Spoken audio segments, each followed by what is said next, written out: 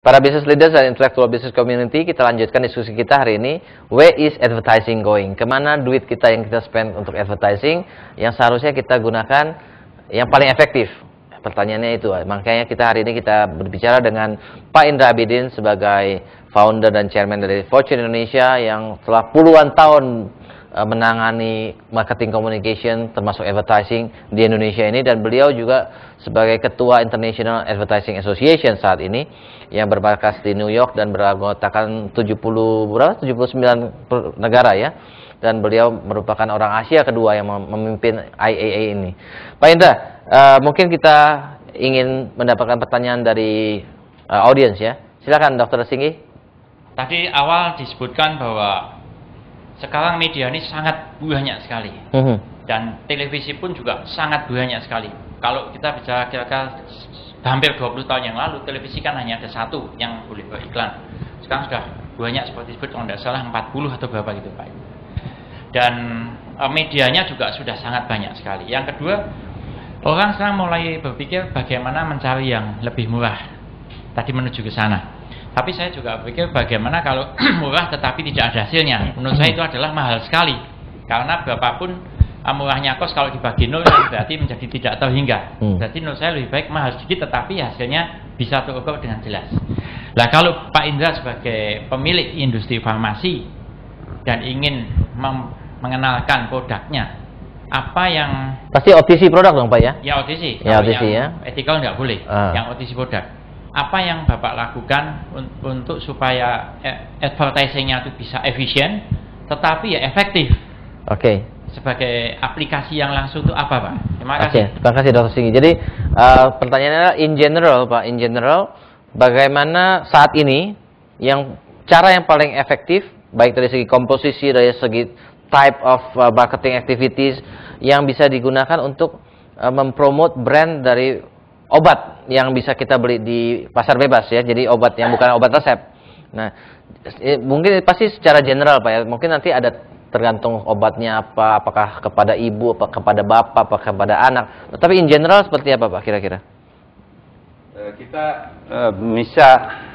masih harus pertimbangkan bahwa conventional media tetap menjadi andalan bagi suatu misalnya conventional media adalah TV, radio, print gitu Pak ya? Tidak bisa kita sebutkan, tidak ada formulanya ya, tergantung produknya, tergantung sasaran kelompoknya, dan cycle produk itu. Sehingga kita bisa yang menjadi rumusan adalah tetap conventional media harus. Ya, maksud kelompoknya conventional media itu media TV, ini radio, adalah print ya. TV, radio, print. Aha. Nah, tinggal sekarang adalah siapa, produknya apa, sasaran kelompoknya apa, dan bagaimana kita efektif pilih media tersebut. Jangan lupa, di samping conventional media, sekarang banyak sekali kemungkinan dan kesempatan untuk menggunakan unconventional media. Kita tahu sekarang ada social media yang bisa secara mudah, cepat digunakan untuk mengembangkan suatu produk, mengkomunikasikan produk dengan cara yang sangat efisien. Contoh Pak, contoh seperti apa Pak? Di Indonesia ada Kaskus online, ada Facebook kalau di dunia, ada Yahoo dan lain-lain itu dengan biaya yang cukup rendah. Bahkan secara gratis kita bisa kembangkan, bisa taruh di YouTube langsung sedunia pasaran wilayah kita. Jadi gabungan antara conventional media dan unconventional media atau alternative media atau interstitial dan vivistitial itu pun bisa dipertimbangkan. Sehingga kita tidak perlu, kalau dulu memang nggak ada jalan lain, harus conventional media. Kalau sekarang gabungan ini justru bisa. Dan jangan lupa konsumen sekarang lebih percaya pada temannya daripada media yang konvensional. Itu justru kesempatan bagi UKM. Contoh Facebook itu sekarang nilai perusahaannya udah $15 miliar. Pemiliknya siapa? Anak 27 tahun. Jadi bisa. Iya. Itu bisa. Oke. Baik, mungkin ada pertanyaan lagi Pak Jatun? Kalau saya tidak salah, di media ini yang terbesar dalam spending untuk biaya di media itu adalah farmasi, rokok, kosmetik. Saya kira 3 besar ini yang paling utama. Tapi cost effectiveness tadi sudah dijawab bahwa ini tidak mudah untuk diukur. Saya pernah punya pengalaman di multinational company dulu, social marketing, tapi sangat spesifik produknya, itu keluarga berencana. Program pemerintah dikaitkan dengan program company dan itu bisa berjalan dengan baik. Sekarang tidak ada lagi. Oleh karena itu program KB di mana-mana disebutkan tidak berhasil, gagal. Nah, tadi yang saya kemukakan adalah advertising, kemudian PR dengan direct promotion, misalnya below the line ataupun dengan cara yang lain.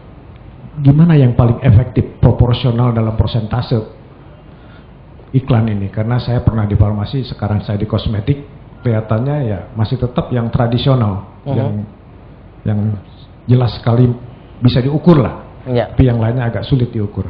Gimana? Oke, jadi mungkin pertanyaannya komposisi seperti apa yang saat ini yang paling efektif? Tentunya itu sangat tergantung dari tipe produknya, Pak Indra. Tetapi, let's say kata Pak Dorojantun adalah yang terbesar adalah farmasi, rokok dan kosmetik. Rokok nggak usah kita bahas apa ya. Yang kita bahas sekarang untuk farmasi dan kosmetik misalnya. Itu komposisi yang sekarang itu kira-kira seperti apa? Dan apakah itu ada bedanya dengan komposisi yang dilakukan orang pada 5 tahun yang lalu misalnya? Ya, gimana, Pak? Saya menarik nih, Pak, karena apa yang diobservasi tadi betul, bahwa 3 terbesar tadi kosmetik, rokok, dan farmasi. Ada yang keempat, Pak, Telkom, Pak. Itu sekarang jadi kuda hitam yang baru, Pak. Itu luar biasa cepatnya berkembang telekomunikasi kita, karena memang pasarnya begitu besar yang masih bisa dibuka untuk telekomunikasi kita. Wilayah pedesaan ini masih membuka kesempatan yang sangat besar bagi itu. Jadi memang itu yang menjadi pertumbuhan yang paling besar saat ini, telekomunikasi.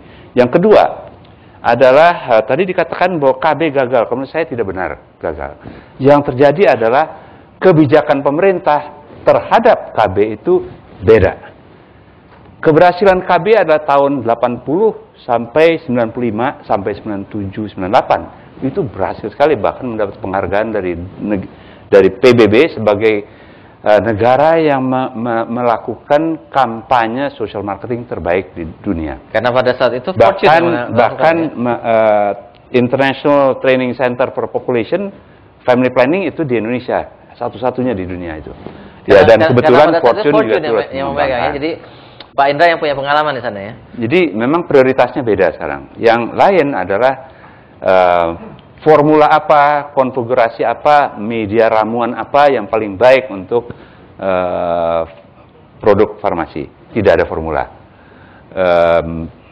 Tidak bisa kita katakan media radio 60% ini, karena produk sangat beda, Pak. Setiap produk mempunyai ciri-ciri khas, kelompok sosial, kelompok sasarannya beda dan baik. Tapi kalau Pak Indra bilang setiap produk beda-beda, umumnya kalau kita datang ke advertising agency ya resepnya itu juga gitu ya.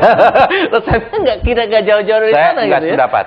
Kalau menurut saya perusahaan iklan yang benar adalah mereka akan mendalami dulu produknya dan mereka akan memberikan resep yang sama sekali beda produk yang satu dan produk lain. Oke, berarti ada yang salah dia. Kalau umum ya jelas conventional media, above the line, below the line. Ya. Produk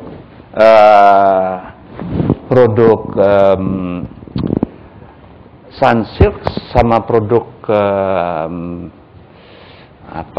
Kau, Anda beda sekali. Ramuan medianya, strateginya, gelombangnya per tahun, dan activationnya, promotionnya beda. Tapi ada pendapat gini, Pak, memang kelihatannya banyak media yang unconventional yang dicoba dan lebih efektif, ya.